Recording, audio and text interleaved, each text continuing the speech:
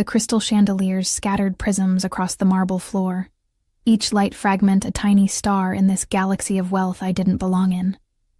My black cocktail dress, the only decent thing in my wardrobe, felt suddenly cheap against my skin, the polyester blend an imposter among silks and cashmeres.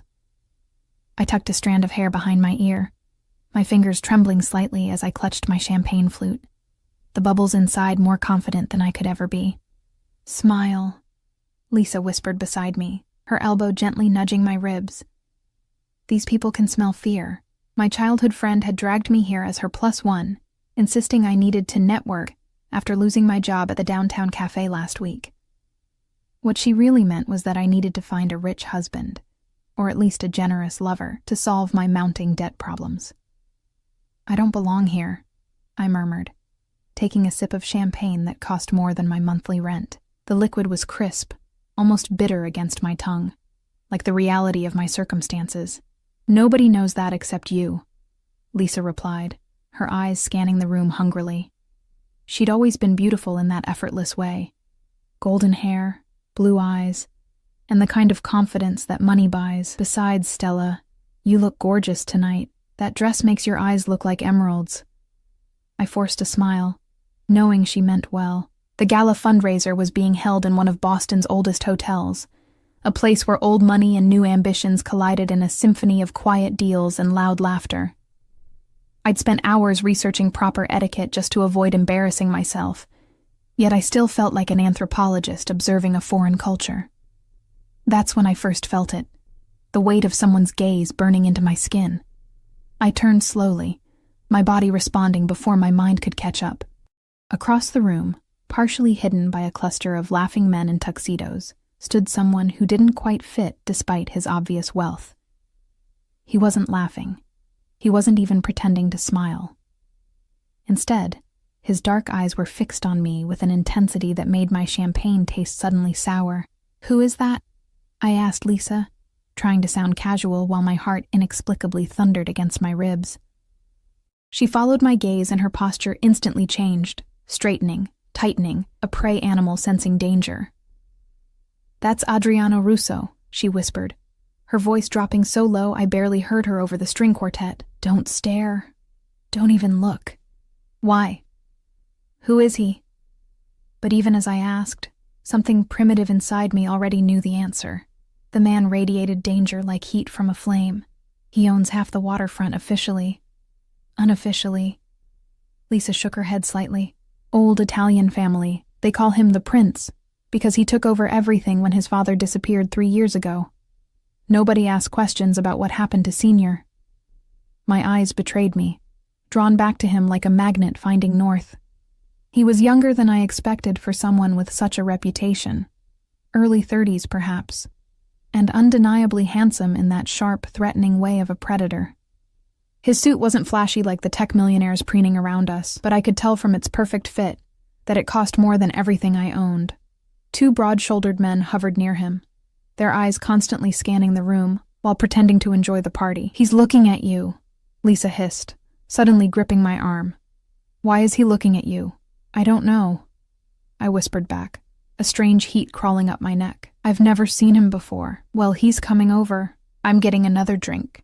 Lisa's loyalty evaporated as quickly as she did, leaving me alone as the crowd parted like the Red Sea before Adriano Russo's purposeful stride. I looked for an escape route, but my body refused to move, trapped in the amber of his attention. Up close, I could smell his cologne, something expensive and earthy that made me think of forests after rain. A thin scar traced the edge of his jaw, the only flaw in his otherwise perfect features. His eyes were darker than they'd appeared from across the room, not brown, but nearly black, revealing nothing while taking everything in. "You're not enjoying yourself," he said. Not a question, but a statement of fact, in a voice accented just enough to remind me he came from somewhere else originally. Italy, I assumed from what Lisa had said. "I'm fine. Thank you," I replied automatically. The social script for women approached by powerful men ingrained since childhood. Be polite. Don't offend. Find the quickest exit. You're lying. His mouth curved slightly, not quite a smile. You've been checking the exit every 30 seconds since you arrived. The observation unsettled me. I didn't realize I was being watched. Everyone's being watched, just not with the same interest. He took a champagne flute from a passing waiter without taking his eyes off me. You don't know who I am. Again, not a question. I hesitated, caught between honesty and self-preservation. I was just told. He nodded slightly. And now you're afraid. Should I be? The words escaped before I could stop them, and I immediately regretted the boldness born from my nervousness. Instead of anger, amusement flickered across his face, softening its hard edges momentarily. Most people are. You're Stella? The fact that he knew my first name sent alarm bells ringing through my mind. How do you... I make it my business to know who attends these events, he interrupted smoothly, especially when they're as out of place as you are. I'm sorry if I'm not meeting the dress code, I replied, embarrassment and defiance warring within me. That's not what I meant. He stepped closer, and I resisted the urge to step back. You're not calculating the net worth of everyone you speak to. Your smile earlier, the only genuine one I've seen tonight, was for the elderly coat check attendant, not for anyone who could advance your social standing. I swallowed hard, unnerved by his observations. I should find my friend. She's at the bar, flirting with Senator Williams' son. He's engaged to the Thompson heiress. But I doubt that concerns her. His words were delivered without judgment, merely stating facts.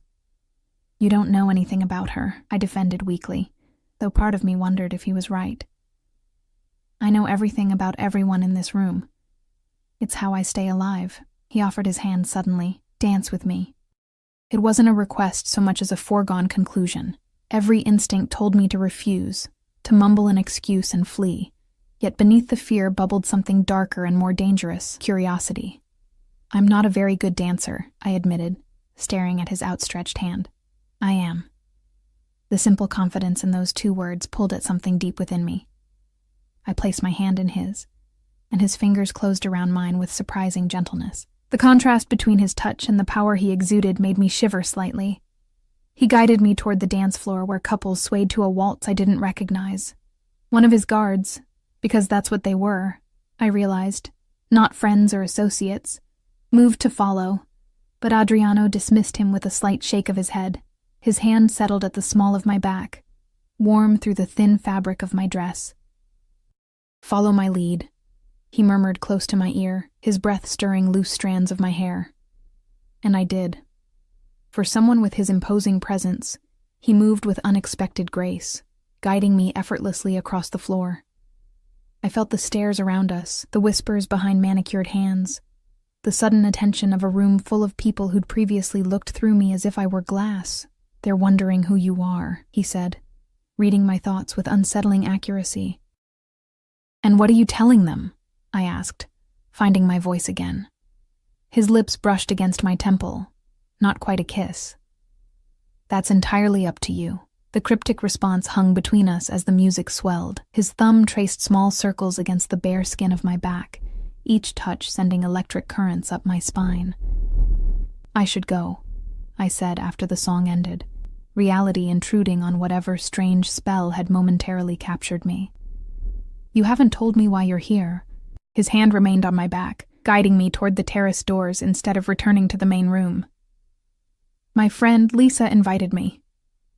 I glanced back, searching for her familiar blonde head in the crowd, but she was nowhere to be seen.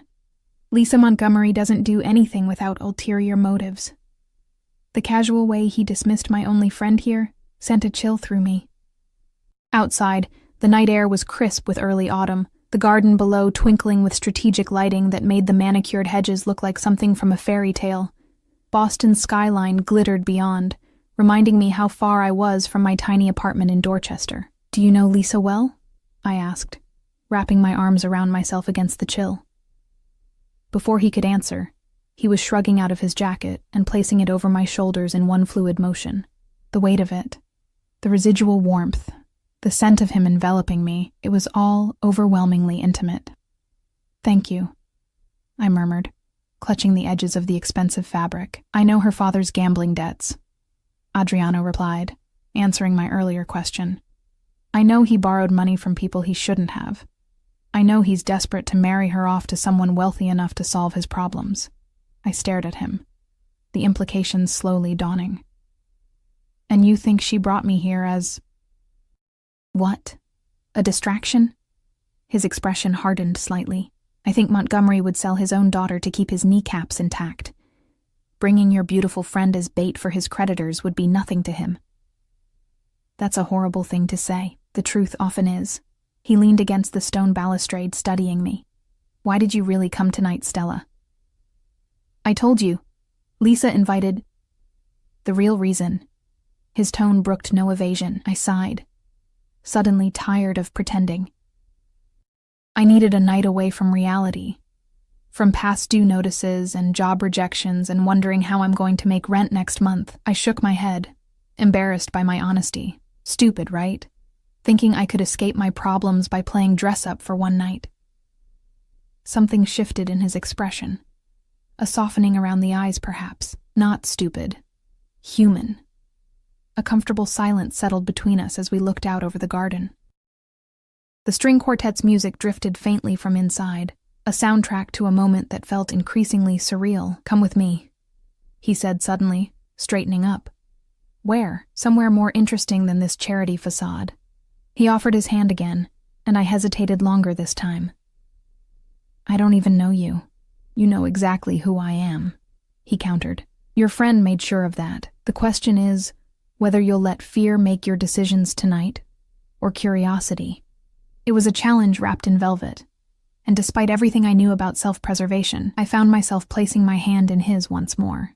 He led me down a different set of stairs than the ones we'd come up, away from the main party, and through a service corridor where staff in black and white uniforms stepped aside, eyes downcast as we passed. No one questioned him or asked for identification. It was as if the building itself recognized his authority. Should I be worried about where you're taking me? I asked, only half joking. Yes, he replied simply, and the honesty startled a laugh from me. We emerged into what appeared to be a private bar area, much smaller and more intimate than the main ballroom. Only about a dozen people occupied the space, all men except for 2 women draped in diamonds who looked bored with their companions.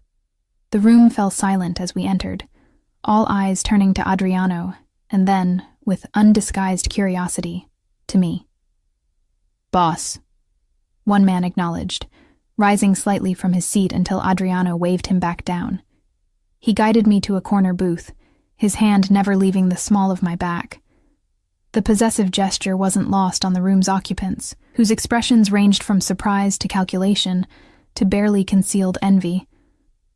Whiskey, he told the bartender who appeared instantly at our table. And for the lady? Just water, please, I said, aware that I needed my wits about me. Bring the Macallan 25, Adriano amended, dismissing the bartender with a nod. As the man hurried away, I became acutely conscious of my surroundings. The subtle power dynamics playing out around us, the deference shown to Adriano, the assessing looks directed at me. These are your… colleagues? I asked carefully. Some business associates, some enemies pretending to be friends. His casual honesty was disarming. None worth introducing to you. The drinks arrived with remarkable speed. The amber liquid in Adriano's crystal tumbler caught the light as he raised it slightly in my direction before taking a sip. I watched his throat work as he swallowed, aware that my fascination with him was growing more dangerous by the minute. Do you make a habit of this? I asked, taking a sip of water. Rescuing women from boring parties? I've never done this before, he said, his intensity returning full force, which is why they're all watching. They're wondering what makes you special. I glanced around and found he was right. Eyes darted away as my gaze met theirs. And what does make me special? I asked, genuinely curious. Before he could answer, a commotion at the entrance drew our attention. Lisa stumbled in, clearly having had more champagne since I'd last seen her. She was clutching the arm of a young man I didn't recognize, her laughter too loud for the subdued atmosphere. Her eyes widened when she spotted me. Stella! There you are! I've been looking everywhere.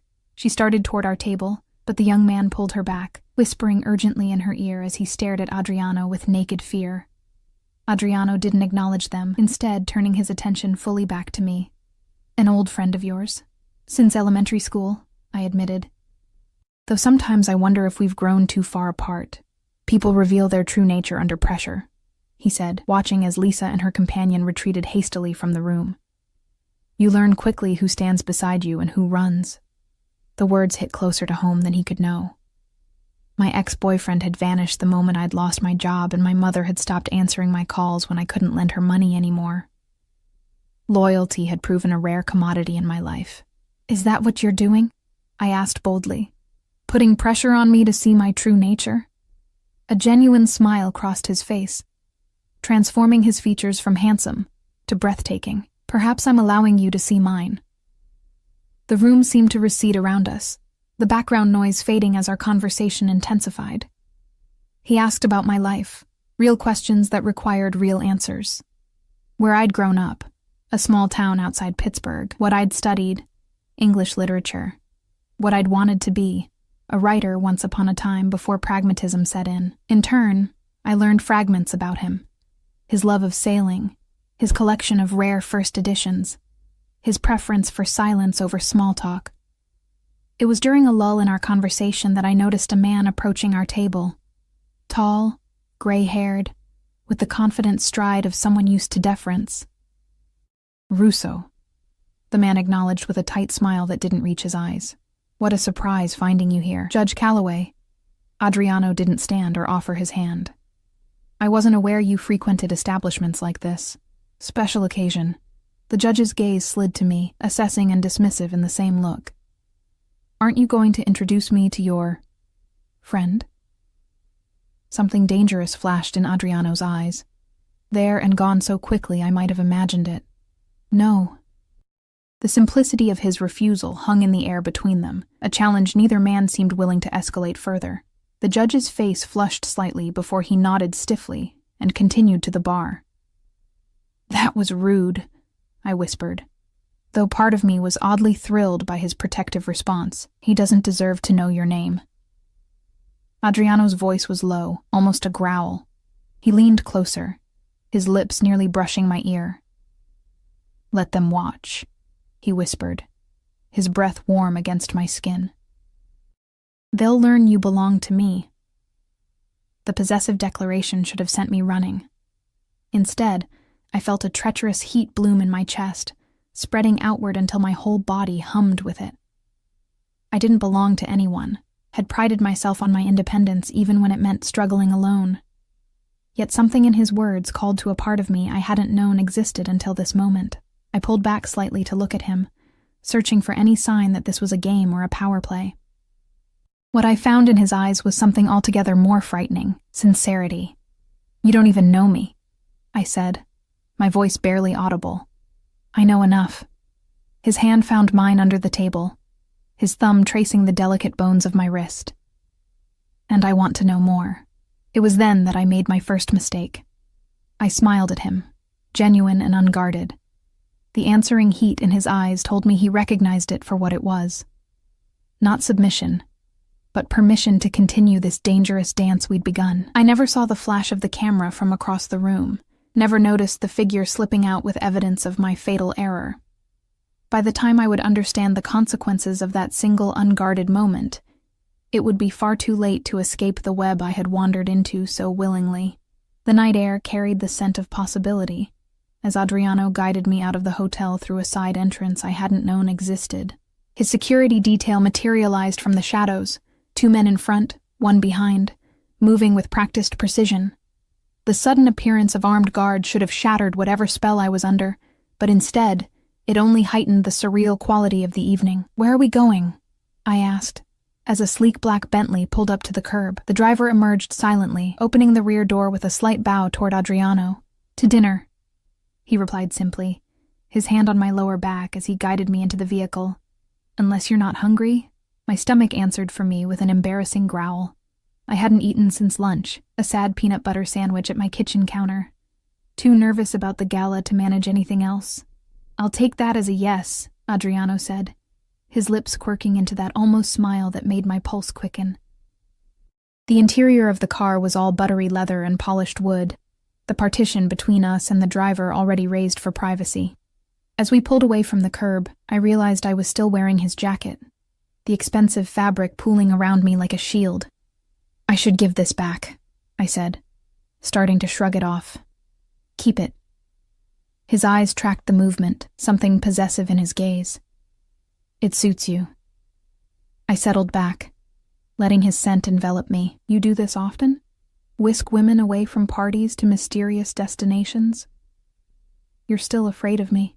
Not answering my question, but making an observation. "I'm cautious," I corrected. "There's a difference." He leaned back against the leather seat, studying me in the dim glow from passing streetlights. "Tell me something true, Stella. Something you've never told anyone." The request was so unexpected that I laughed nervously. That's quite a demand from someone I just met. "We're beyond social conventions, don't you think?" He gestured to the car, to the night around us, to the improbable reality of me sitting beside him. "Give me something real." I considered deflecting again, but found myself wanting to answer honestly. "I'm terrified of ending up like my mother," I said finally. Alone at 60, working 2 jobs to make ends meet, wondering where her life went wrong. The admission hung in the air between us, more revealing than I'd intended. "What happened to her dreams?" he asked, his voice gentler than I'd heard it before. "She put them aside for a man who didn't deserve her." I twisted my hands in my lap. "He left when I was 7. She never recovered. Not her heart, not her finances." Adriano was quiet for a moment, absorbing this. "And that's why you guard your independence so fiercely." It wasn't a question, but I nodded anyway. "Your turn. Something true." I expected resistance, but he answered immediately. "I never wanted this life, my father's empire, the family business." His gaze turned to the window, his reflection ghostly against the glass. "I studied architecture in Milan. I wanted to build things that would last centuries." "What happened?" "My father was murdered by his oldest friend." The bluntness of his statement stole my breath. "I came home for the funeral and never left. Some choices aren't really choices." The car slowed, turning into a narrow alley behind what appeared to be a restaurant. The driver opened Adriano's door first, then circled to my side. As I stepped out, I realized we were in the North End, Boston's Italian district. "My grandfather opened this place in 1956, Adriano explained, guiding me toward a nondescript door with no sign or marking. "It's not in any guidebooks." Inside, the restaurant was a time capsule. Red leather booths, white tablecloths, candles flickering in amber glass holders. A silver-haired man rushed forward, embracing Adriano with obvious affection. "Adriano, è passato troppo tempo." The older man stepped back, his eyes widening as they fell on me. "E chi è questa bella signorina?" "Uncle Marco, this is Stella," Adriano said, his hand finding the small of my back again. "Stella, my godfather and the best chef in Boston." Marco's weathered face split into a broad smile as he kissed both my cheeks. "Any friend of Adriano's is family here." He lowered his voice conspiratorially. "He never brings women to my restaurant. You must be special." I felt heat creep up my neck. "It's lovely to meet you." Marco led us to a secluded corner booth, shooing away the menus a waiter tried to bring. "I will take care of everything," he insisted before disappearing into the kitchen. The restaurant was half full, couples lingering over wine, a family celebrating at a large round table, a few solitary diners at the bar. None of them paid us any attention, though I noticed Adriano's security had taken up positions at strategic points around the room. "Your godfather seems nice," I said, unfolding the heavy linen napkin across my lap. "He helped raise me after my mother died." Adriano accepted a bottle of wine from a sommelier who appeared and vanished with silent efficiency. "Cancer, when I was 12. Marco was the one who taught me to sail, to cook, to appreciate books beyond their covers. The wine, a rich red that tasted of cherries and earth, loosened something in both of us. As plates of food arrived without being ordered, delicate fried artichokes, handmade pasta with truffles, tender veal that melted on my tongue, our conversation flowed more easily.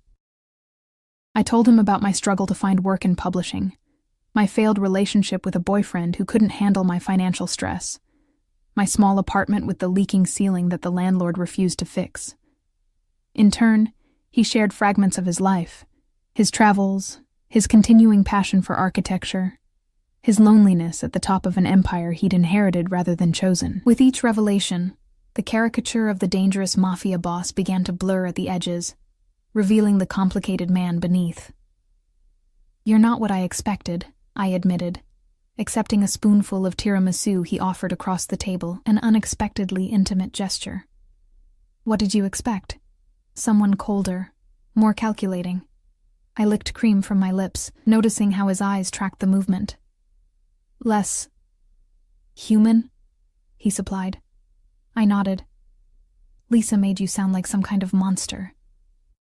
Something shadowed his expression. "Make no mistake, Stella. I've done things that would terrify you. I've had to become what circumstances demanded." "Then why show me this side of you?" The question had been building all evening. He reached across the table, his fingers tracing the inside of my wrist where my pulse jumped beneath his touch. "Because from the moment I saw you, I knew you were different. A light in a dark room." The intensity of his gaze made it difficult to breathe. Part of me wanted to pull away, to remind myself of who he was, what he was. But another part, a stronger part, wanted to lean into his touch, to see where this impossible night might lead. Our moment was interrupted by the buzzing of his phone. He checked it, his expression hardening instantly into the mask of authority I'd glimpsed earlier. "I need to take this," he said, sliding out of the booth. "I'll be right back." As he stepped outside, Marco appeared at my table with a glass of limoncello. "So," he said, settling into the seat Adriano had vacated, "how did you meet our boy?" "Just tonight, actually," I admitted. "At the Hawthorne Charity Gala." Marco's eyebrows shot up. "Tonight? Mamma mia. The way he looks at you." He shook his head in wonder. "I haven't seen that look since he was a young man before all this." He gestured vaguely, encompassing Adriano's current life. "What was he like? Before, I mean." Marco's eyes grew distant with memory. "Passionate. Always sketching buildings, bridges. He was going to change the skyline of every city he touched." He sighed deeply. His father's death broke something in him. He did what duty demanded, but the light went out of his eyes. Marco patted my hand. "Until tonight, perhaps." Before I could respond, Adriano returned, his expression controlled, but tension radiating from him like heat. "I'm sorry," he said, placing a hand on Marco's shoulder. "We need to leave. There's a situation that requires my attention." Marco stood, embracing Adriano again. "Don't be a stranger, filio mio." He turned to me, taking both my hands in his. "And you, Bella Stella, come back soon. With or without him." He winked, kissing my cheeks again. Outside, the night had turned colder, or perhaps it was just the shift in Adriano's demeanor that chilled me. His security detail was more alert now, hands hovering near concealed weapons. "I should take you home," he said, his voice distant as he helped me into the car. Disappointment washed over me, sharper than I'd anticipated. "Of course. You have business to attend to." He slid in beside me, giving the driver an address I hadn't provided. "How do you know where I live?" I asked, alarm cutting through the pleasant haze of wine and good food. "I had you looked into while we were at the gala." He stated it as if it were the most natural thing in the world, standard procedure when I meet someone new. "That's..." I searched for a word that wouldn't offend him. "Invasive." "It's necessary." His expression softened slightly. "I apologize if it makes you uncomfortable, but, in my world, trust requires verification." "And what did your verification tell you about me?" I wasn't sure I wanted to know the answer. "That you're exactly who you present yourself to be. 27 years old, graduate of UMass Boston, former editorial assistant at Beacon Press until their downsizing last year. Since then, barista at Cafe Luna, now unemployed after their closure." His precise knowledge of my life made me feel naked, exposed. No criminal record, no suspicious connections, just a woman trying to keep her head above water. The car turned onto my street in Dorchester, a world away from the luxury we'd been surrounded by all evening. I was acutely aware of the peeling paint on my triple-decker, the broken concrete steps leading to the front door, the security light that had been burned out for months. "This is me," I said unnecessarily as we pulled up to the curb. Adriano surveyed the building, his expression unreadable. Let me walk you to your door. That's not necessary. It wasn't a question. He was already out of the car, extending his hand to help me. We climbed the stairs to the 3rd floor in silence, my awareness of him heightened in the confined space of the stairwell. At my door, I fumbled with my key, suddenly nervous. Thank you for tonight, I said, turning to face him. It was unexpected. In a good way, I hope. His voice had dropped lower, his body close enough that I could feel the heat radiating from him. I'm still deciding, I answered honestly. Something like admiration flickered in his eyes. Most people tell me what they think I want to hear. I'm not most people. No, he agreed, reaching up to tuck a strand of hair behind my ear. You're not. The gesture was tender, almost reverent, at odds with the power I knew he wielded. His fingers lingered against my cheek, and I found myself leaning into his touch, my body betraying my better judgment. I'd like to see you again, he said. It wasn't really a request, but it wasn't quite a command either. In the space between, I found room to breathe, to consider. I don't think that's wise, I said, even as every cell in my body screamed the opposite. Wisdom is overrated. His thumb brushed across my lower lip, sending electricity down my spine. Tomorrow night, I'll send a car. I haven't agreed, I reminded him. But you will. The certainty in his voice should have angered me, but instead, it made my heart race faster. Before I could formulate a response, he leaned in, his lips brushing my cheek just beside the corner of my mouth. Not quite a kiss, but a promise of one. Good night, Stella, he murmured, his breath warm against my skin. I stood frozen as he descended the stairs, only releasing my held breath when I heard the front door close behind him. With trembling hands, I unlocked my apartment and stepped inside, leaning against the closed door. The contrast between the evening I'd just experienced and my cramped apartment was jarring. The peeling wallpaper, the secondhand furniture, the stack of unpaid bills on the kitchen counter. All harsh reminders of reality after the fairy tale of the night. I was still wearing Adriano's jacket, I realized. Slipping it off, I held the expensive fabric to my face, inhaling his scent one last time before carefully hanging it on the back of a chair. Common sense told me to never see him again. To return his jacket via courier with a polite note declining further contact. To run as far as possible from a man who represented a world of danger I couldn't begin to comprehend. Instead, I found myself moving to the window, watching as his Bentley pulled away from the curb. Just before it disappeared around the corner, I saw the flash of another car's headlights switching on, pulling out to follow at a discreet distance. A chill ran through me that had nothing to do with the draft from my poorly sealed windows. I wasn't the only one watching Adriano Russo tonight, and something told me the other observers didn't have his best interests at heart. I stepped back from the window, drawing the threadbare curtains closed. As I did, my phone chimed with a text message from an unknown number. Sweet dreams, Stella. The car will come at 8. I should have been frightened by how easily he'd gotten my number, should have been outraged at his presumption. Instead, I felt a treacherous thrill as I typed a single word in response, okay. The reply came immediately, good girl. I fell asleep that night still tasting wine on my lips, still feeling the phantom touch of his fingers against my skin, still hearing his whispered words. Let them watch. They'll learn you belong to me.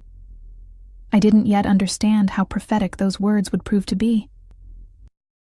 The next morning dawned gray and drizzly, matching my mood as reality reasserted itself. In the harsh light of day, the previous night seemed like a dream, or a momentary madness. What had I been thinking, agreeing to see Adriano again? A man who had me investigated within hours of meeting me.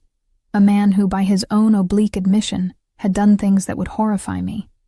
I spent the morning alternating between practical tasks, sending out job applications, calling about an overdue electric bill, and glancing at my phone, half expecting to see a message canceling tonight's plans. Part of me hoped he would, the more sensible part. At noon, my doorbell rang. No one ever visited me unannounced. Cautiously, I peered through the peephole to see a delivery man holding a large white box. Delivery for Stella Bennett, he called through the door. I opened it cautiously. That's me. Sign here, please. After I scrawled my signature, he handed over a box so light I wondered if it was empty. Back inside, I set it on my kitchen table and lifted the lid. Nestled in tissue paper was a dress. Deep emerald green silk that slipped through my fingers like water. Beneath it lay a matching pair of heels and a small velvet jewelry box containing teardrop emerald earrings that caught the dim light of my apartment and transformed it into something magical. A small card rested at the bottom, in strong, slashing handwriting, for tonight. Though you would look beautiful in anything. Or nothing. A heat flooded my face at his boldness. I should return it all. Should text him immediately to cancel. Should listen to every warning bell clanging in my head. Instead, I found myself lifting the dress, holding it against my body as I looked in the mirror. The color made my eyes seem greener, my pale skin luminous. It was easily the most expensive thing I'd ever held, let alone worn. My phone chimed with a text from Lisa. OMG, call me now. What were you doing with Russo? I ignored it, setting the phone face down on the counter. Whatever interrogation she had planned would have to wait. I wasn't ready to explain something I didn't understand myself. As evening approached, anxiety and anticipation battled within me. By 7, I was dressed in Adriano's gifts, my hair swept up to showcase the earrings, my makeup subtle but deliberate. I hardly recognized my reflection. The woman staring back at me looked confident, elegant, worthy of a night on the arm of someone like Adriano Russo. It was all an illusion, of course. Beneath the silk and jewels, I was still the same struggling, unemployed woman with mounting debts and dwindling options. But for tonight, at least, I could pretend to be someone else. At precisely 8 o'clock, my phone chimed with a text. Your car is waiting downstairs. I took a deep breath, picked up my small clutch, and headed out the door, unaware that I was walking toward a point of no return. The car waiting for me wasn't the Bentley from last night, but a sleek Aston Martin with tinted windows. The driver, different from yesterday but with the same vigilant eyes, opened the door without a word. As I slid into the buttery leather seat, I was surprised to find Adriano himself waiting inside, his dark gaze traveling over me with undisguised appreciation. You look stunning, he said, his voice low and intimate in the confines of the car. Thank you for the dress. I smoothed the silk over my knees, hyper-aware of his presence beside me, and the shoes, and the earrings. It was too much. It wasn't nearly enough. He reached across the space between us, his fingers grazing the emerald at my earlobe. They match your eyes perfectly. The simple touch sent electricity through me. He was dressed immaculately in a charcoal suit that emphasized the breadth of his shoulders, a faint shadow of stubble darkening his jaw. The effect was devastating. Where are we going tonight? I asked, trying to regain my composure. My home. He watched my expression carefully. For dinner. Nothing more than you're comfortable with. The idea of seeing where he lived both thrilled and terrified me. His home would reveal more about him than our carefully orchestrated evening at the restaurant. It would be stepping further into his world. A world I still knew almost nothing about. You seem nervous, he observed as the car pulled away from the curb. Should I be? His mouth curved into that almost smile that made my heart skip. Always honest. It's refreshing.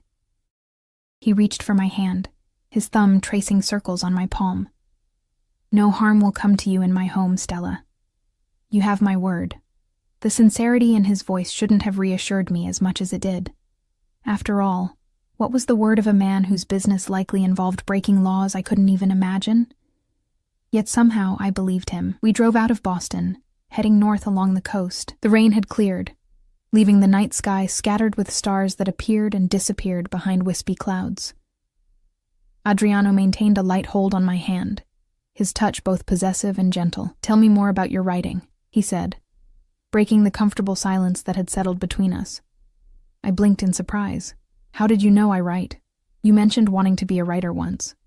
I assume that means you still write, even if it's not your profession. His observation was unnervingly accurate. I do, I admitted. Nothing worth reading. Just stories I work on late at night when I can't sleep. What kind of stories? I hesitated. unused to discussing my private creative outlet. Reimagined fairy tales mostly. Darker versions where the princess saves herself.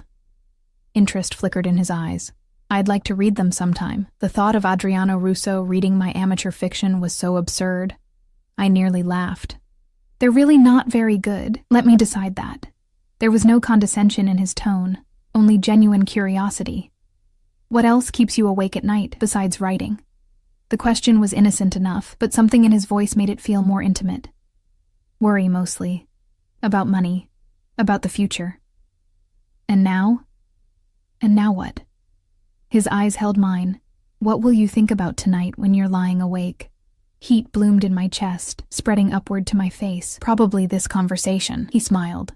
A real one this time that transformed his features from handsome to breathtaking. Good. The car turned onto a private road, winding through dense trees that eventually opened to reveal a sprawling property overlooking the ocean. The house, though mansion would be a more accurate term, was modern and glass-fronted, perched on a cliff with waves crashing below. "This is where you live?" I asked, unable to keep the awe from my voice. "One of my homes," he replied, watching my reaction. "I prefer this one. It's private." As we pulled into a circular driveway, I noticed the security, discreet but unmistakable. Men patrolled the grounds and cameras were positioned strategically around the property. It was beautiful, but fortified, like its owner. Adriano led me inside, his hand resting lightly on my lower back. The interior was a study in contrasts, soaring ceilings and walls of glass showcasing the dramatic seascape, while warm wood and soft textures made it feel surprisingly inviting. Modern art hung on the walls, sculptures placed thoughtfully throughout the open space. "You have a beautiful home," I said, following him through the entrance hall into a vast living area. "Thank you." He gestured toward the floor-to-ceiling windows where the full moon cast a silver path across the dark water. "The view is why I bought it." A woman appeared silently, not security, but staff, I realized from her attire. "Dinner is ready whenever you are, Mr. Russo." "Thank you, Mrs. Chen. We'll have a drink first." She nodded and disappeared as quietly as she'd arrived. "Would you like to see more of the house before dinner?" Adriano asked. "I'd love to." He guided me through rooms that revealed more of himself than any conversation could.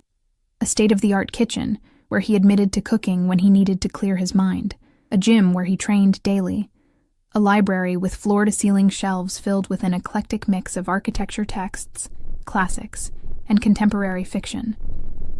I paused at a drafting table set up near the library's windows, architectural drawings spread across its surface. "Are these yours?" A flicker of something like vulnerability crossed his face. "A hobby I haven't entirely abandoned." I leaned closer, examining the intricate designs for what appeared to be a community center. "These are incredible. The light distribution, the flow of the space." I looked up to find him watching me intently. "You should have been an architect, in another life perhaps." He moved beside me, his shoulder brushing mine. "This design is for a youth center in the North End. Marco's been asking for years." "You're building it for him?" "For the community."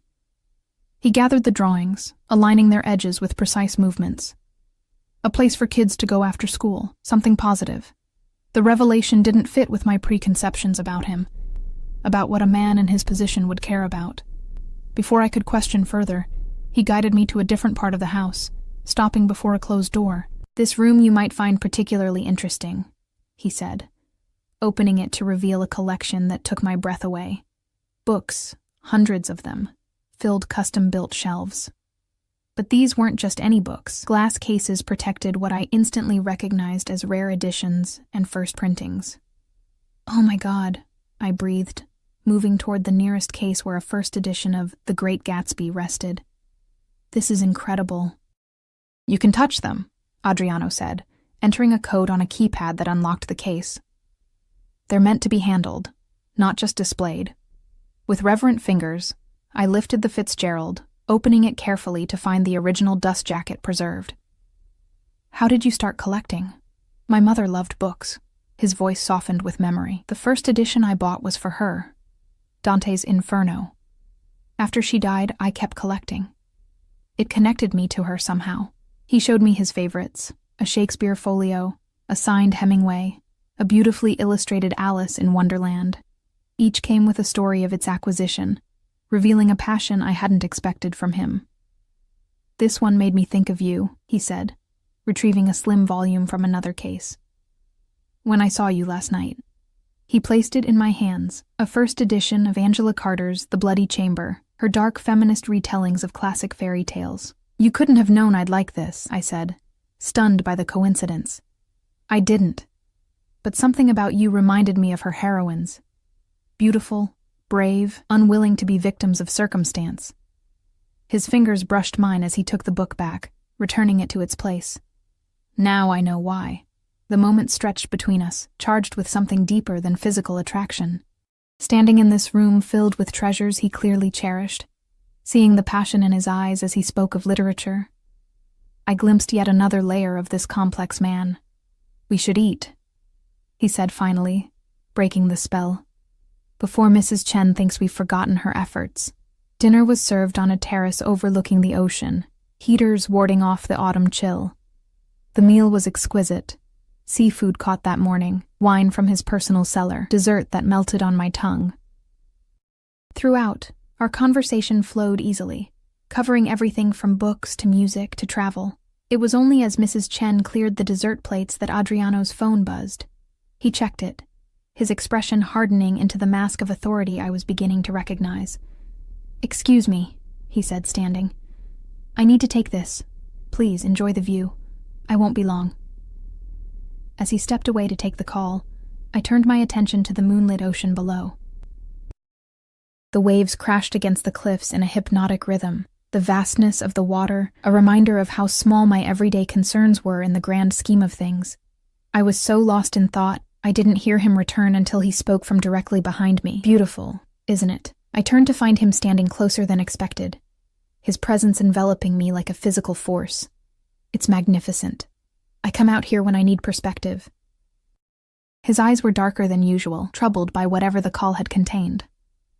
"The ocean doesn't care about our problems. It's been here long before us, and will remain long after. Is everything okay?" I ventured, unsure if I had the right to ask. He considered me for a moment before answering. "There's a situation developing with a rival organization. Nothing for you to worry about." The casual reference to what must be another crime family sent a chill through me, a stark reminder of who he really was beneath the cultured exterior. "Does it bother you?" he asked, reading my expression with unsettling accuracy. What I do? I couldn't lie. Not when he was looking at me like that. Yes. It should bother anyone. Rather than anger, my honesty seemed to please him. Most women I meet either pretend not to know or convince themselves it's all legitimate business. "I'm not most women. No," he agreed, stepping closer until I could feel the heat radiating from his body. "You're not." His hand came up to cup my cheek, his touch so gentle it made my heart ache. "I should send you home," he murmured, his thumb tracing my lower lip. "Before I do something we might both regret. Is that what you want?" My voice was barely audible over the sound of the waves below. "What I want," he said, his eyes never leaving mine, "is to keep you, to make you mine in every way possible." The raw honesty in his voice sent heat spiraling through me. "But what I want doesn't matter. What do you want, Stella?" The question hung between us, weighted with possibilities. I knew what the sensible answer was. To thank him for dinner, return to Boston, and never see him again. To run as far as possible from a man who represented a world of danger I could scarcely comprehend. Instead, I found myself rising on my toes, closing the distance between us until my lips brushed his. "This," I whispered against his mouth. "I want this." Something broke in him then, a restraint he'd been maintaining since we met. His arms encircled me, pulling me against the hard length of his body as his mouth claimed mine in a kiss that was both tender and demanding. I melted into him, my hands finding their way to his shoulders, his neck, his hair. When we finally broke apart, both breathing hard, his eyes had darkened to obsidian. "Be very sure, Stella," he warned, his voice rough with desire, "because if we start this, I won't let you go easily." The possessiveness in his tone should have frightened me. Instead, it sent a thrill of excitement through my veins. I'm sure. He took my hand, leading me through the house to a wing we hadn't visited earlier. His bedroom was as I might have expected. Spacious, masculine, dominated by a massive bed facing the same ocean view. But I had little time to observe the details before his mouth was on mine again, his hands roaming my body with increasing urgency. We fell onto his bed in a tangle of limbs and half-removed clothing, the silk of my dress sliding against the crisp cotton of his shirt. His lips traced a burning path down my neck, across my collarbone, to the swell of my breasts above the dress's neckline. "You're even more beautiful than I imagined," he murmured against my skin, his accent thickening with desire. "And I've imagined you many times since last night." His confession sent heat pooling low in my belly. I reached for the buttons of his shirt, desperate to feel his skin against mine. He helped me, shrugging the garment off to reveal a torso sculpted by regular workouts, but also marked by the evidence of a dangerous life. Scars that told stories I wasn't sure I wanted to hear. I traced one that curved along his ribs, a question in my touch. "Knife," he explained simply. "Moscow 5 years ago, a business negotiation that went poorly." Another reality check, another reminder of the world he inhabited. But it was too late for second thoughts. My body had made its decision, overriding every warning signal my brain tried to send. His hands found the zipper of my dress, pausing with a question in his eyes. At my nod, he slowly lowered it, his gaze never leaving mine as he peeled the silk away from my skin. What followed was a revelation. A man known for violence touching me with exquisite tenderness, a man accustomed to taking whatever he wanted, asking permission with every caress. A man surrounded by luxury savoring me as if I were the most precious thing he'd ever held. Afterward, as we lay tangled in his sheets, my head resting on his chest, his fingers tracing idle patterns on my bare back, a contentment unlike anything I'd ever known settled over me. It was dangerous, this feeling. More dangerous than his world, his enemies, his business. This sense of belonging, of rightness, when everything logical told me I should feel the opposite. "What are you thinking?" he asked, pressing a kiss to my temple. "That I should be terrified right now. But I'm not." His arms tightened around me. "Good. There's nothing to fear from me, Stella. Not ever." I believed him, God help me. Despite everything I knew about him, everything I still didn't know, I believed him. Sleep claimed me eventually, cradled in the arms of a man who had killed, who had built an empire on violence and fear, who had whispered against my skin that I belonged to him, as if it were an irrefutable fact of nature. I woke to sunlight streaming through windows that had been clear the night before, but were now partially frosted for privacy. Adriana was gone, but a note rested on his pillow. "Business that couldn't wait. Mrs. Chen will make you breakfast. The car will take you home whenever you're ready. I'll call you later." And next to the note lay a small velvet box. Inside was a delicate gold chain with a pendant, a tiny key inlaid with diamonds so small they caught the light like dewdrops. I held it up, watching it spin in the morning light, a key. The symbolism wasn't lost on me, though I wasn't sure what door it was meant to unlock. His heart, his world, or the cage he was building around me that I was walking into willingly. I showered in his enormous bathroom, borrowed one of his soft t-shirts, and made my way downstairs where Mrs. Chen was indeed waiting with coffee and a breakfast spread that could have fed 10 people. "Mr. Russo said you might want to go home to change before your lunch," she said, pouring me coffee exactly as I liked it, a detail Adriano must have shared. "Lunch?" I repeated, confused. "With Mr. Russo's sister," she clarified, as if this were perfectly normal. "The car will take you home and then to Bella Rosa at 1 o'clock. A sister. I hadn't known he had one, and apparently I was meeting her today. The casual way they were folding me into Adriano's life made my head spin.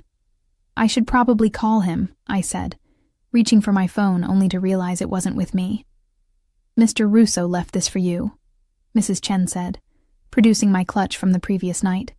"He had to leave quite suddenly. There was an incident that required his immediate attention. The bland way she referenced what could only be something illegal or violent was unsettling. How many incidents had she witnessed or heard about in her time working for him?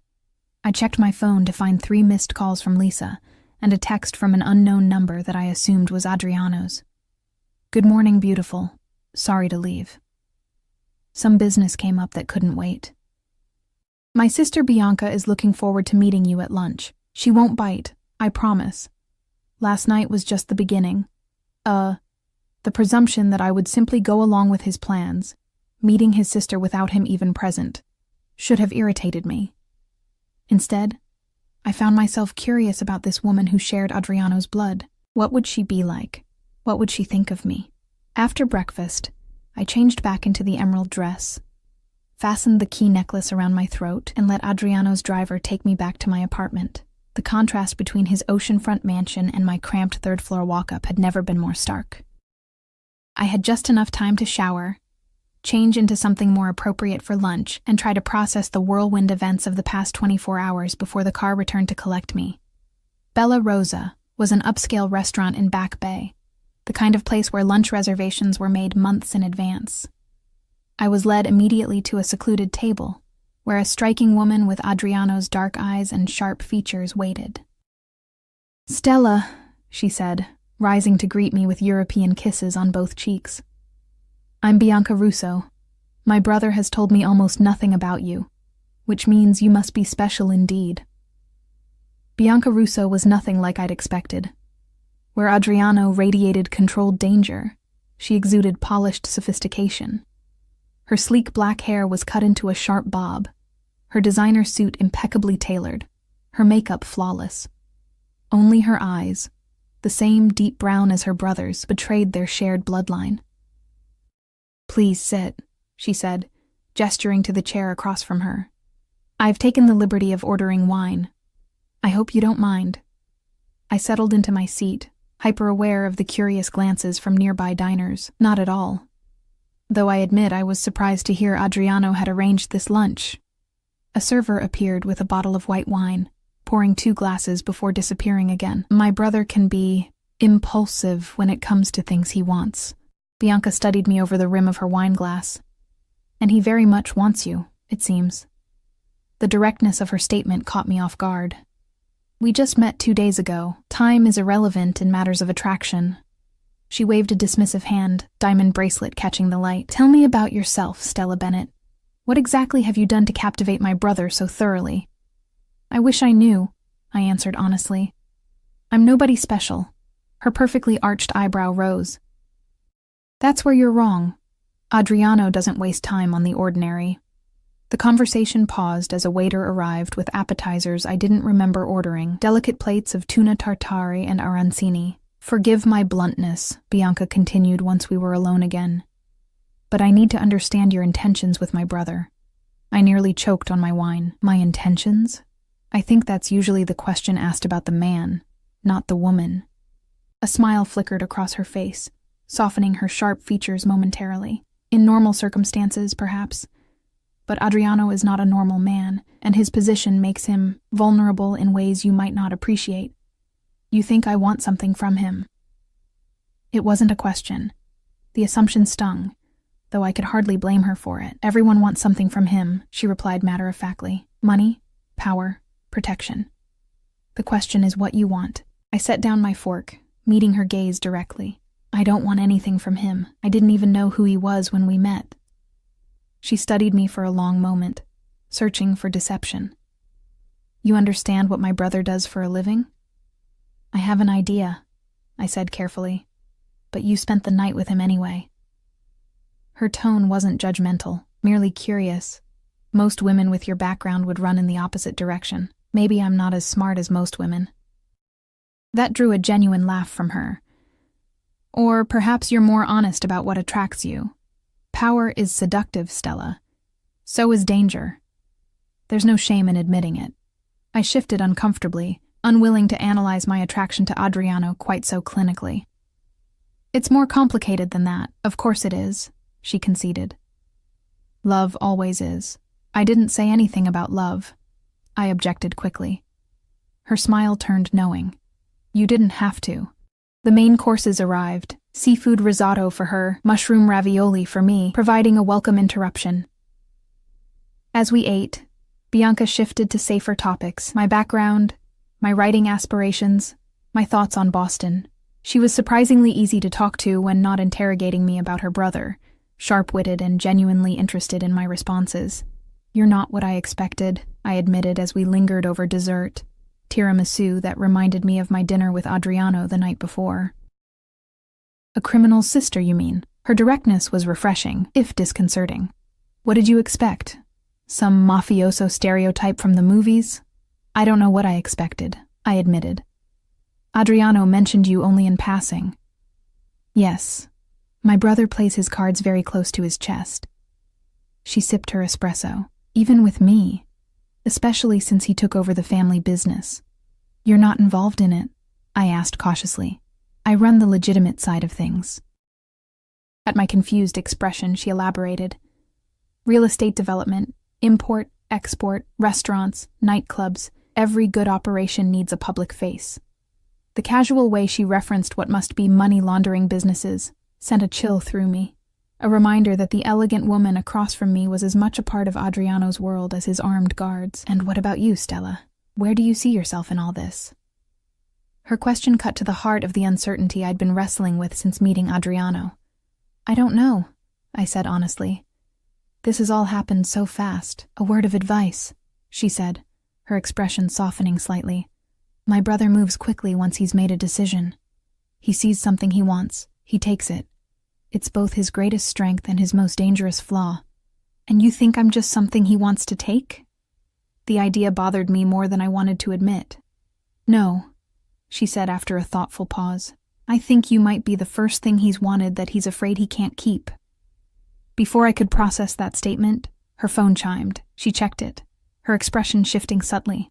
"Adriano will meet us at Luciano's gallery opening. The car will take us there."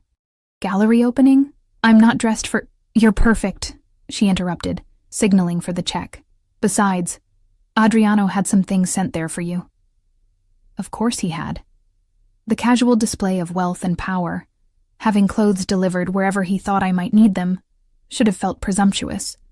Instead, I found it oddly thrilling, being caught up in the whirlwind that was Adriano Russo's attention.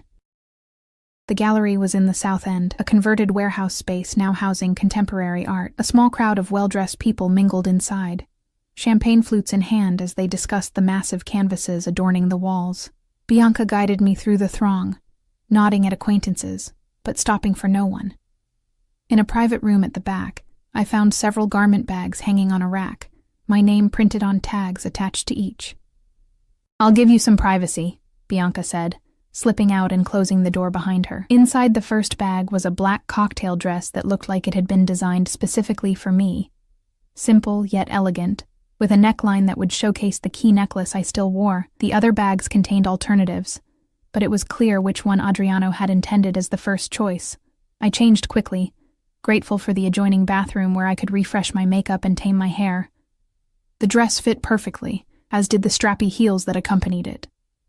Looking in the mirror, I hardly recognized myself. The woman reflected back seemed confident, sophisticated, at home in this world of wealth and power that had been thrust upon me. When I emerged, Bianca nodded approvingly. "Perfect. Now let's find my brother before he terrorizes the poor artist for being too friendly with me." "Are he and Luciano friends?" I asked as we made our way back to the main gallery space. "Luciano owes him money," she said simply. "This show is part of the repayment plan." Another casual reference to Adriano's less-than-legal activities, delivered as if discussing the weather. I was beginning to understand that this would be my new normal if I continued seeing him, constant reminders of the darker aspects of his life, interspersed with moments of surprising tenderness. I spotted Adriano before he saw me, his tall figure commanding attention even in a room full of striking people. He was dressed in a charcoal suit similar to the one from the previous night. Deep in conversation with a nervous-looking man I assumed was Luciano. Two of his ever-present security detail hovered nearby, surveying the room with watchful eyes. As if sensing my gaze, Adriano looked up, his expression transforming when he saw me. The intensity of his focus made my breath catch, It was as if everyone else in the room had suddenly disappeared. He excused himself from Luciano and crossed to us in long strides. Without hesitation, he pulled me into his arms, claiming my mouth in a kiss that was far from appropriate for a public setting.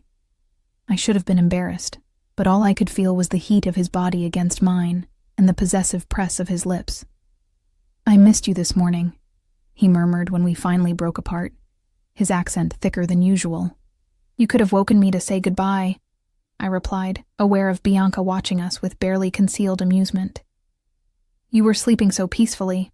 His hand settled at the small of my back, a gesture I was beginning to realize was his way of marking territory. "I see you've met my sister. We had a lovely lunch," Bianca said. Very illuminating. The look Adriano shot her carried a warning. "I hope you behaved yourself. Don't I always?" She smiled innocently. "Now, if you'll excuse me, I should congratulate Luciano on his creative debt repayment." As she walked away, Adriano turned his full attention back to me. "I'm sorry about this morning. There was a situation that required immediate attention. Mrs. Chen mentioned an incident," I said carefully. "Is everything okay?" His expression darkened momentarily. "It's handled. Nothing for you to worry about." The dismissal, gentle as it was, reminded me of the boundaries around his business. Boundaries I wasn't sure I wanted to cross. "The dress is beautiful," I said instead, changing the subject, "though you seem to have an uncanny knowledge of my measurements." "I pay attention to what matters," he replied, his eyes traveling over me with undisguised appreciation. "And everything about you matters to me."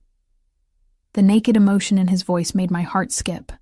This man, this dangerous, powerful man, looked at me as if I were the most precious thing in his world. It was intoxicating and terrifying in equal measure. "Come," he said, taking my hand. "Let me show you the collection. Luciano may be in debt, but his work has merit." We moved through the gallery, Adriano's arm around my waist, his security detail maintaining a discreet distance. He was knowledgeable about art, pointing out techniques and influences in the massive abstract canvases, with the same precision he'd shown discussing architecture. People watched us, some openly staring, others pretending not to notice while stealing glances. I felt their curiosity like a physical touch, wondering who I was to be on the arm of Adriano Russo. "They're all talking about us," I murmured, leaning closer to him. "Let them," he replied, unconcerned. "Let them see who holds my attention now." The possessiveness in his tone sent a shiver down my spine, part thrill, part warning. I was beginning to understand that Adriano's interest wasn't casual. He didn't do casual. He was claiming me, publicly and deliberately. As we paused before a particularly striking canvas of blues and golds, I became aware of a woman watching us with undisguised hostility. Tall, model-thin, with the kind of beauty that came from expensive maintenance, she clutched a champagne flute with white-knuckled intensity. "Who is that?" I asked quietly, nodding in her direction. Adriano glanced over, his expression hardening. "Sofia Valentini, a mistake from the past." Before I could inquire further, the woman in question was approaching, her stilettos clicking aggressively against the concrete floor. "Adriano," she purred, ignoring me completely. "What a surprise finding you here. It's been too long." "Not long enough," he replied coldly. "Sofia, this is Stella. Stella, an old acquaintance." The dismissive introduction made her face flush beneath her perfect makeup. "Acquaintance? Is that what you're calling it now?" She turned to me finally, her smile venomous. "Did he tell you about us, Kara? About the ring he gave me? Or has he conveniently forgotten that part?" Adriano's arm tightened around my waist. "That's enough, Sofia." "He'll tire of you," she continued as if he hadn't spoken, her eyes raking over me dismissively. "He always does. Once the novelty wears off, once you bore him, he'll discard you just like he did me. I suggest you walk away," Adriano said, his voice dropping to a dangerous octave. "Before you say something you'll regret." Two of his security guards materialized beside us, their presence a silent threat. Sofia's eyes darted between them, calculation replacing her initial bravado. "Enjoy him while you can," she said to me, forcing a brittle laugh. "Just remember, everything he touches eventually turns to ash." With that parting shot, she turned on her heel and stalked away, leaving a wake of tension behind her. "I'm sorry about that," Adriano said, Once she was out of earshot. Sophia has difficulty accepting rejection. She said you gave her a ring. The implication hung between us. He sighed, running a hand through his hair in a rare gesture of frustration. It was a gift, not an engagement. She chose to interpret it differently, and the relationship ended 2 years ago. She became possessive, unstable. His jaw tightened. I don't wish to discuss her further. She's irrelevant to us. The dismissal bothered me, not because I cared about his past relationship, but because of the casual way he eliminated people from his life when they no longer served his purpose. Would I one day be just another mistake from the past? As if reading my thoughts, he turned to face me fully, his hands cradling my face. Don't let her get into your head, Stella. What I feel for you is different. What we have is different. How can you be so sure? We barely know each other. I know everything I need to know. His thumbs traced my cheekbones, his gaze intense. From the moment I saw you, I knew you were meant to be mine. The certainty in his voice should have frightened me. Instead, it sent a thrill through my veins, a dangerous heat that pooled low in my belly. This was madness, this instant connection, this all-consuming attraction. Yet I couldn't deny the rightness I felt in his arms, as if I'd been searching for something my entire life, without knowing what it was until now. Let's get out of here, he said, reading the desire in my eyes. I've made an appearance. That's enough. We didn't say goodbye to anyone, not Bianca, not Luciano. Adriano simply took my hand and led me through the gallery, his security clearing a path as we went. Outside, his car was waiting, engine running. The ride back to his house was charged with tension, his hand on my thigh, his eyes never leaving my face. We barely made it through the door before he was pressing me against the wall, his mouth hungry on mine, his hands exploring my body with increasing urgency. I thought about this all day, he confessed between kisses, his voice rough with desire. About you in my bed, wearing nothing but that key around your neck. I gasped as his lips found the sensitive spot below my ear. The key? What does it mean? He pulled back slightly, his eyes dark with emotion. It means you have access to parts of me no one else does. His hand came up to cradle my face. It means I'm trusting you with more than I've ever trusted anyone. The admission stole my breath. I knew what it cost a man like him to make such a declaration, a man whose survival depended on keeping others at a distance, on never showing vulnerability. Words failed me, so I answered with actions instead, pulling him back to me, pouring everything I couldn't say into my kiss. We made it to his bedroom eventually, leaving a trail of discarded clothing in our wake. Later, as we lay tangled in his sheets, my head on his chest listening to the steady thrum of his heartbeat, a contentment unlike anything I'd ever known washed over me. It was dangerous, this feeling. More dangerous than his business, his enemies, his world. This sense that I belonged here, with him, when every logical part of my brain was screaming warnings. What are you thinking? He asked, his fingers tracing idle patterns on my bare shoulder. That this is insane, I admitted. 2 days ago, I didn't know you existed. Now I'm in your bed, wearing your key, meeting your sister. Does it feel wrong? I considered the question carefully. No, I said finally. That's what scares me. It feels like the most right thing I've ever done. His arms tightened around me, his lips pressing against my temple. Then stop thinking so much and just feel. I wanted to. God, how I wanted to surrender completely to this unexpected connection. But Sophia's words lingered in the back of my mind, along with the memory of the way Adriano had dismissed her. Once the novelty wears off, once you bore him, he'll discard you, just like he did me. Adriano, I said hesitantly, what do you really want from me? He shifted, propping himself up on one elbow to look down at me. Everything, he said simply. I want everything, Stella. Your days, your nights, your laughter, your tears. I want to be the first person you see in the morning and the last before you sleep. His hand cupped my cheek. I want you to be mine in every way possible. The intensity of his declaration should have terrified me. Instead, it called to something primal within me, a desire to be claimed, to belong, to matter that deeply to someone. You hardly know me, I whispered. I know enough, he insisted. The rest, we'll discover together. I wanted to believe him, wanted to trust that this whirlwind connection was real, that it could last beyond the initial attraction. But life had taught me hard lessons about fairy tales and happy endings. What about your world? I asked. Your business, the danger. His expression sobered. I won't lie to you, Stella. My life comes with risks, but I can promise you this. I will do everything in my power to keep those risks from touching you. His fingers traced the line of my jaw. I protect what's mine. Always.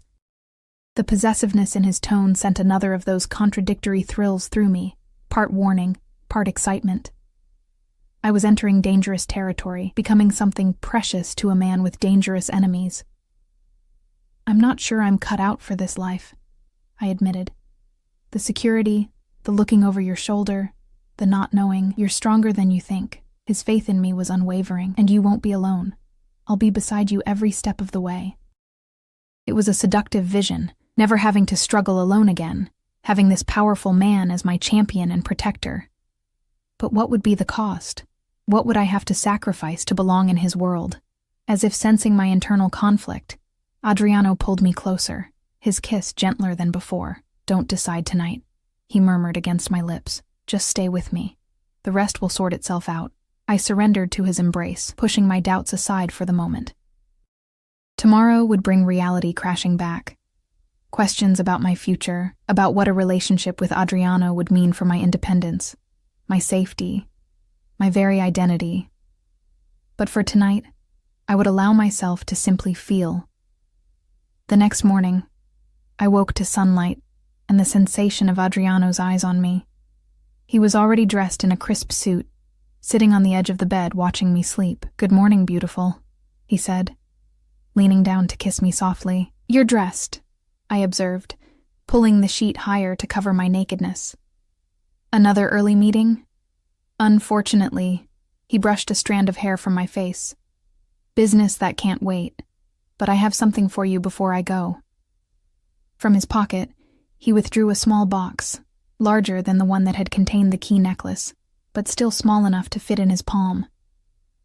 Adriano, it's not what you think, he said, reading my sudden panic. Not yet, anyway. He opened the box to reveal a key. A real one this time. Not a symbolic piece of jewelry. This is to my penthouse in the city, he explained. I want you to stay there while I'm handling this business matter. I have my own apartment, I reminded him. Though the thought of returning to my cramped space after experiencing his luxury was less appealing than it should have been, which is neither secure nor suitable. His tone brooked no argument. The penthouse is in the Millennium Tower. Everything you need will be there. Clothes, food, anything you desire. Just ask the concierge. For how long? A few days at most. His expression softened at my hesitation. Please, Stella. It would ease my mind to know you're somewhere safe. Safe from what? I asked, suddenly alert. Is there something you're not telling me? He hesitated, clearly weighing how much to reveal. The business matter I'm attending to involves some unstable individuals. Until it's resolved, I would feel better knowing you're protected. The reality of his world crashed back like a bucket of ice water. This wasn't about romance or convenience. It was about keeping me out of the crossfire of whatever violent situation he was handling. Adriano, if there's danger, there's always danger in my life, he interrupted gently. That's the reality, but I manage it. I contain it. His hand found mine, squeezing reassuringly. This is precautionary, nothing more. Will you do this for me? Put that way, how could I refuse? I took the key, feeling its weight, both literal and symbolic, in my palm. Thank you, he said, relief evident in his voice. Francesco will drive you to your apartment to collect whatever you need, then take you to the penthouse. I've instructed the building security about your arrival. The casual display of power and resources still felt foreign to me.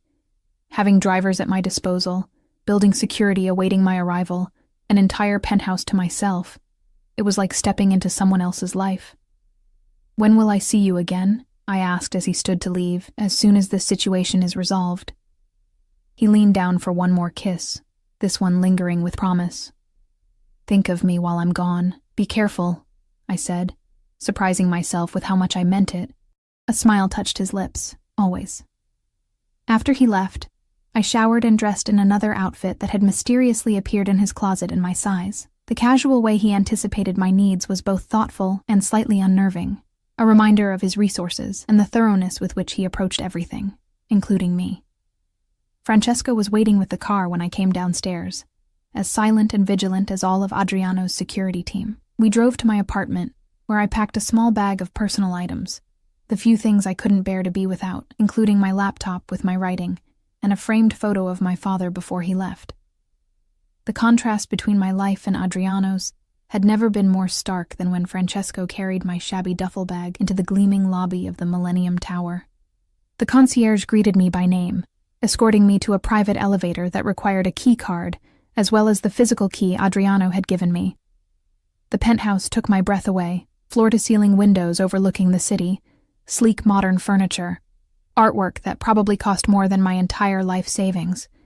It was beautiful but impersonal, lacking the warmth of Adriano's coastal home. In the master bedroom, I found the closet already filled with clothing in my size, everything from casual wear to evening gowns, all with designer labels I'd only seen in magazines. The adjoining bathroom was stocked with high-end toiletries, the kitchen pantry and refrigerator filled with food and wine. It was like stepping into a gilded cage, comfortable, luxurious, but a cage nonetheless. For the first time since meeting Adriano, I felt the full weight of what entering his world might mean, being protected, provided for, but also controlled in ways both subtle and overt. As I stood at the windows looking out at the city below, my phone chimed with a text from him. "Are you settled in? Is everything to your satisfaction?" I typed back, "It's beautiful. Thank you. But it feels strange being here without you." His response came quickly. "I'll be back before you know it. Make yourself at home. Everything there is yours to use. Miss you already." The sentiment made my heart flutter despite my misgivings. 3 days ago, I had been worrying about making rent. Now I was standing in a millionaire's penthouse, wearing clothes that cost more than my monthly salary, waiting for a man who controlled half the city to return to me. It was a fairy tale, and a nightmare rolled into one. Seductive in its promise of security and affection, terrifying in its potential cost to my independence. As I clutched the key he'd given me, both to this apartment and symbolically to his heart, I wondered what doors I was closing by accepting it. 3 days passed in a strange limbo. I wandered the penthouse like a ghost, sleeping in Adriano's bed, using his shower, wearing the clothes he'd provided. My phone remained stubbornly silent except for brief, reassuring texts. Always the same message in slightly different words. He was handling the situation, he would return soon, I should stay inside where it was safe. On the second day, a florist delivered an enormous arrangement of blood-red roses with a card that read simply, "Counting the hours until I see you again." On the third day, Bianca called. "He's fine," she said before I could even ask. "But the situation is complicated. He asked me to check on you. I'm going stir-crazy," I admitted. "I haven't left the apartment since I got here." "Good. That's exactly what Adriano wants." There was something in her voice, tension, perhaps, or worry, that hadn't been there during our lunch. "Bianca, what's really going on?" I asked, tired of being kept in the dark. "I deserve to know if I'm in danger." A long pause, then a sigh. "It's not my place to tell you, but since my brother is being his usual overprotective self..." She hesitated. "There was an attempt on Adriano's life. The people responsible have been dealt with, but he's being cautious until he's certain all threats have been contained." The casual way she referenced what must have been a violent elimination of enemies made my blood run cold. Yet, beneath the horror, was a more immediate concern. "Is he hurt?" "Nothing serious," which wasn't the same as no. "Look, I know this isn't the life you signed up for, Stella. Few civilians could handle it. If you want out, I can arrange..." "I don't want out," I interrupted, surprising myself with the vehemence in my voice. "I want to see him." Another pause. "I'll tell him you said that. It might be just what he needs to hear right now." After we hung up, I paced the penthouse with renewed anxiety. Someone had tried to kill Adriano. He was injured, though Bianca claimed not seriously, and instead of coming to me, he was keeping his distance, protecting me, yes, but also perhaps protecting himself from having to face my reaction to the violence of his world. By the fourth morning, restlessness drove me to the building's private gym on the 30th floor. At least there I could work out my frustration on a treadmill while still technically remaining inside as instructed.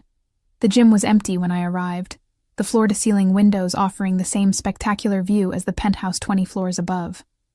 I was 30 minutes into a punishing run, sweat soaking my borrowed designer workout clothes, when I felt it, that familiar weight of being watched. I turned to find Adriano standing in the doorway, his eyes locked on me with an intensity that made my heart stutter. He looked exhausted, a faint bruise yellowing along his jaw, but otherwise whole.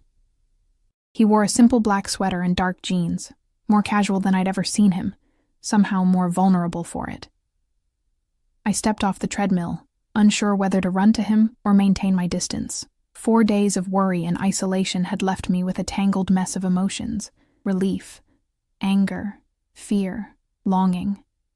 He made the decision for me, crossing the room in long strides and pulling me into his arms. I went willingly, breathing in his familiar scent, feeling the solid strength of him against me. "You're here," I murmured against his chest. "You're okay." His arms tightened around me. "I'm sorry for staying away. I needed to be sure it was safe." I pulled back slightly, studying his face, the shadows under his eyes, the tight set of his jaw. "Bianca told me someone tried to kill you." A flash of annoyance crossed his features. "She shouldn't have worried you. She shouldn't have had to," I countered. "You should have told me yourself." He sighed, releasing me to run a hand through his hair, a gesture I was beginning to recognize as a sign of frustration. "I was trying to protect you from the ugliness of my world. By shutting me out? By giving you plausible deniability," he said, his voice hardening slightly. "What happened to those men? It wasn't something you should have to know about." The implication hung heavy between us. Adriano hadn't just defended himself, he had eliminated his enemies, permanently. "I want to go upstairs," I said finally. "This isn't a conversation for a public space." He nodded, taking my hand and leading me to the private elevator. We rode in silence, the tension between us thick enough to touch. In the penthouse, I headed straight for the shower, needing a moment to collect my thoughts. When I emerged, wrapped in one of his plush robes, he was waiting in the living room, 2 glasses of whiskey poured. I accepted one, taking a fortifying sip before facing him. "Tell me everything," I said. "No more protecting me from the truth." He studied me for a long moment, as if weighing how much I could handle. "The Colombians thought they could expand into my territory," he said finally. "They started with small incursions, a protection racket here, a smuggling operation there. I sent warnings. They ignored them." He swirled the amber liquid in his glass, watching the light play through it. 3 nights ago they sent a hit team to the restaurant where I was meeting with my captains. 3 men with automatic weapons. His voice was clinically detached, as if describing a business transaction rather than an attempt on his life. My security neutralized 2. The 3rd managed to get off a shot before he was subdued. "That's how you got this," I said, reaching out to gently trace the bruise on his jaw. "Debris from a shattered mirror," he confirmed. "Nothing serious." "And the men who sent them?" His eyes met mine, unflinching. "They won't be sending anyone else." The coldness in his voice should have terrified me. This was the other side of Adriano Russo.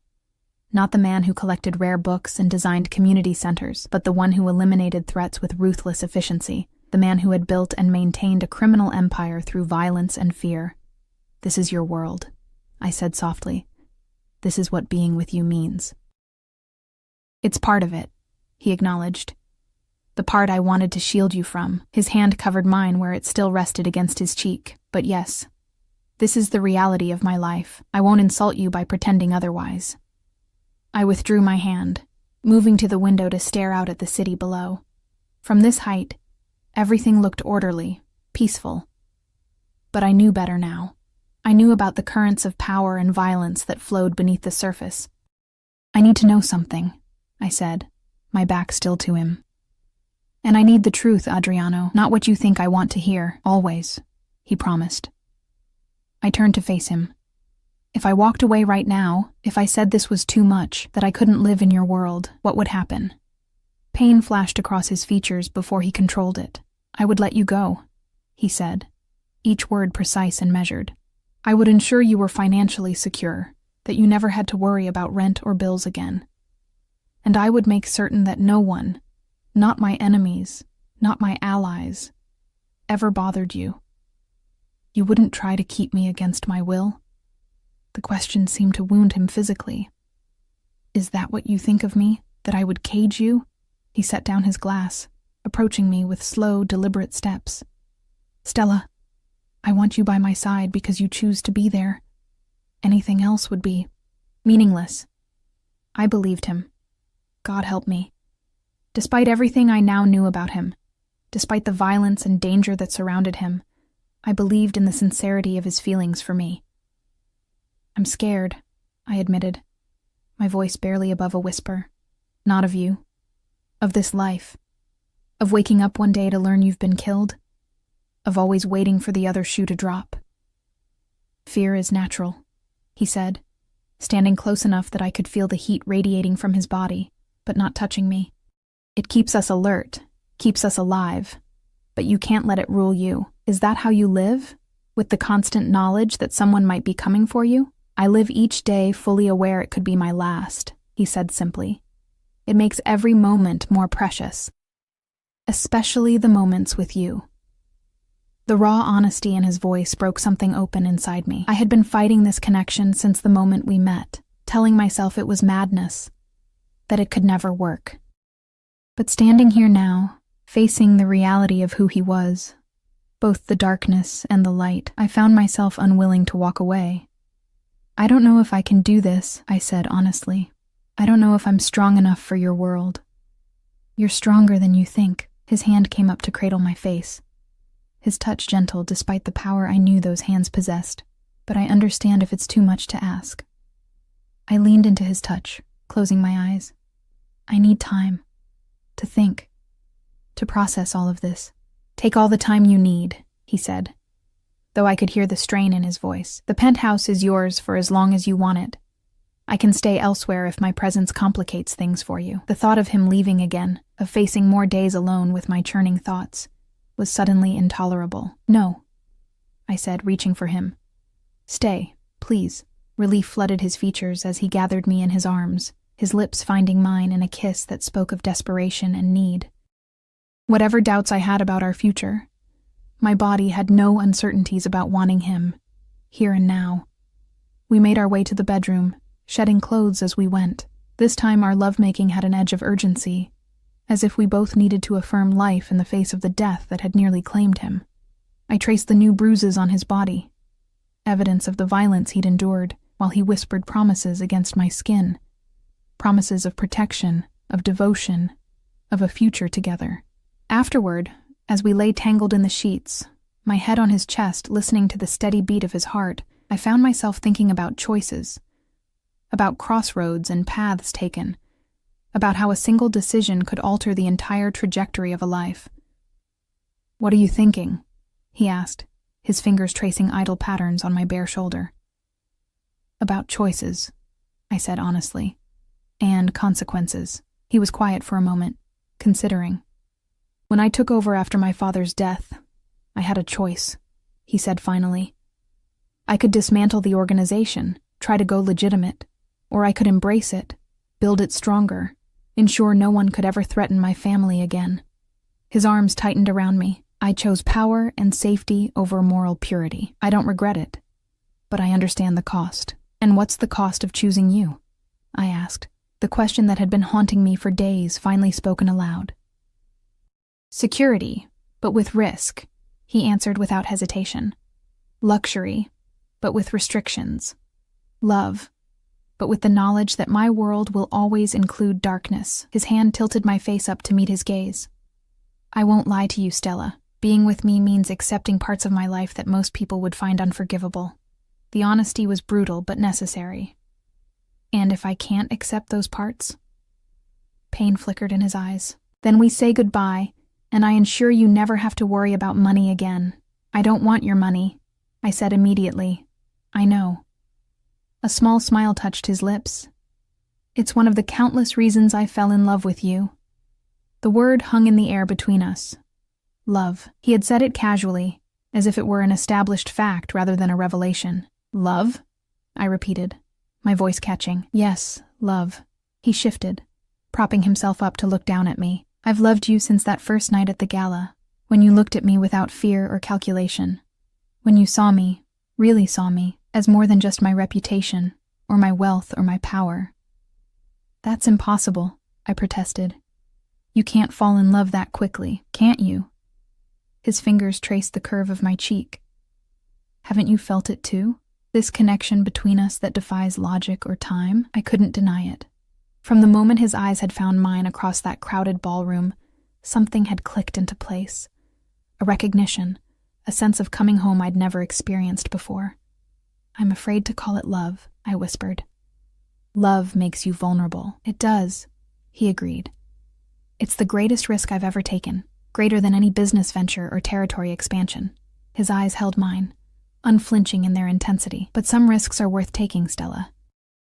In that moment, looking up at this complex, dangerous, tender man who had stormed into my life and upended everything I thought I knew about myself, I made a choice. Perhaps I had made it days ago, in that first dance, or in his library surrounded by rare books, or in his bed with the sound of waves crashing below. I love you too, I said, the words rising from some deep, certain place inside me. God help me, but I do.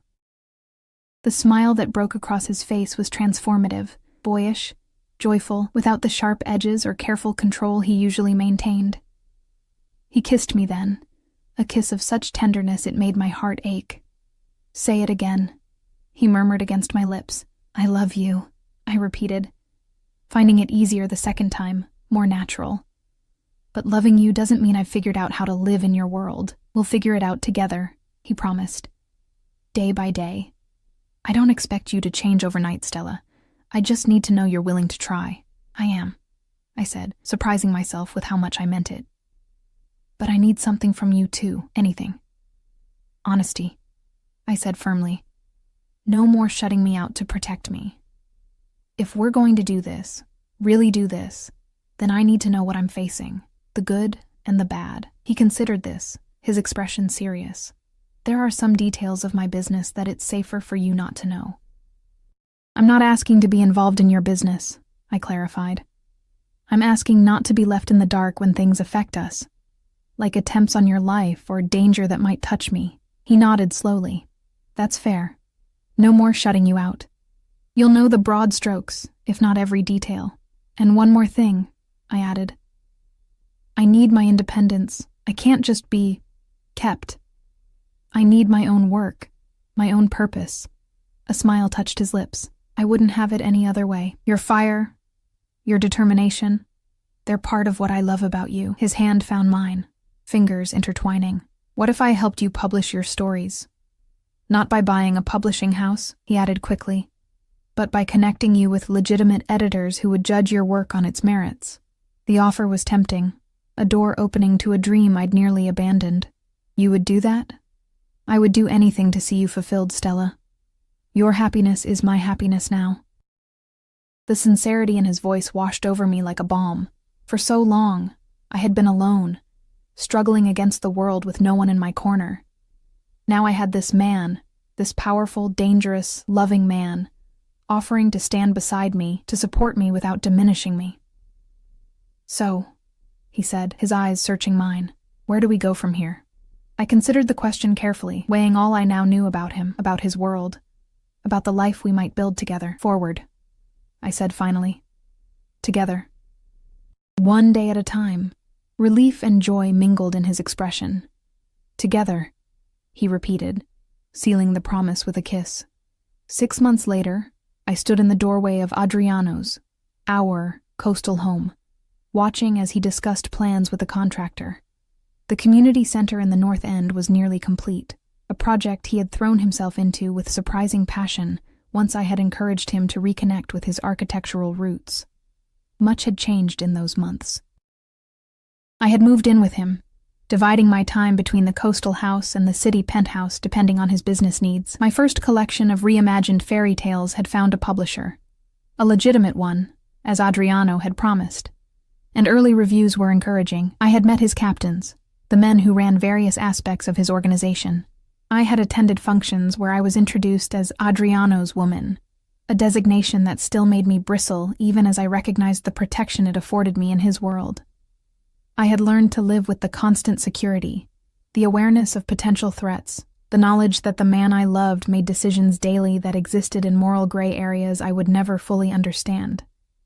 It wasn't a perfect life. There were arguments, fierce ones, about boundaries and independence, about risks and responsibilities. There were nights I lay awake listening to him take calls in his study, knowing lives hung in the balance of his decisions. There were moments I questioned my own moral compass for loving a man whose power was built partially on violence and fear. But there was love too, deep and unwavering. There was respect, as he supported my writing career without trying to control it. There was partnership, as we navigated the complex reality of our lives together. I was still lost in thought when I felt his arms encircle me from behind, his chin resting on my shoulder. "What's on your mind, my love?"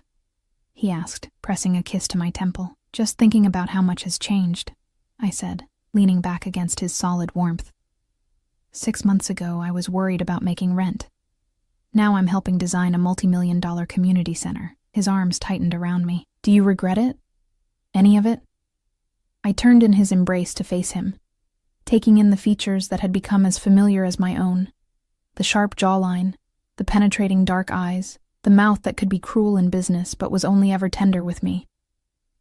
"No," I said honestly. "It's not the life I imagined for myself. It's more complicated, more dangerous. But it's also more," I searched for the right word, "more everything," he supplied, understanding as he always did. "Yes," I agreed, "more everything." He reached into his pocket, withdrawing a small velvet box that made my heart skip. "I was going to wait until tonight when Marco is hosting that dinner for us. But I find I can't wait any longer." He opened the box to reveal a ring that took my breath away. An emerald surrounded by diamonds.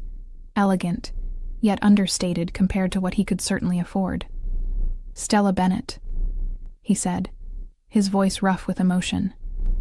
"You walked into my life like a revelation. You've seen all of me, the darkness and the light, and somehow still chosen to stay. Will you marry me?